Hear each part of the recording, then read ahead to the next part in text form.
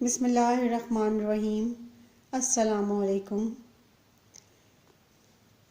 بچوں، اب سے ہم اسلامیات کا کام اسلامیات کے ریسورس پیک پر لکھیں گے۔ بچوں، آج کا ہمارا تدریسی مواد ہے بندوں کے حقوق۔ بندوں کے حقوق سے مراد وہ حقوق ہیں جو ایک انسان کے دوسرے انسان پر لازم ہوتے ہیں۔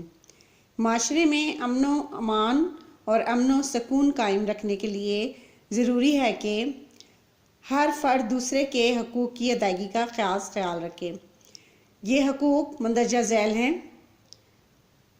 والدین کے حقوق، رشتہ داروں کے حقوق، اولاد کے حقوق، یتیموں کے حقوق، دوستوں کے حقوق، غریبوں کے حقوق، مسلمانوں کے آپس میں حقوق۔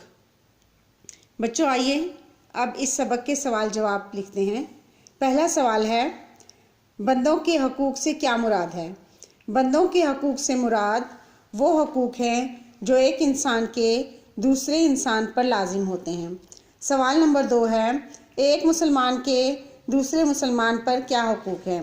ایک مسلمان کے دوسرے مسلمان پر 6 حقوق ہیں۔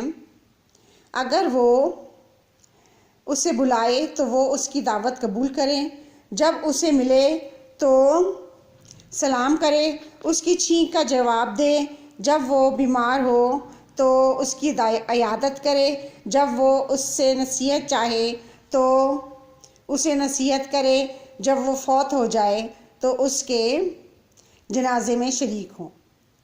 والدین کے کوئی 2 حقوق لکھیے۔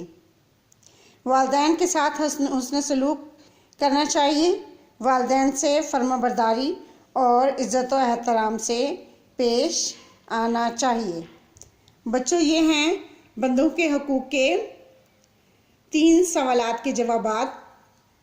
یہ آپ نے ریسورس پیک پر لکھنے اور پڑھنے ہیں۔ اللہ حافظ۔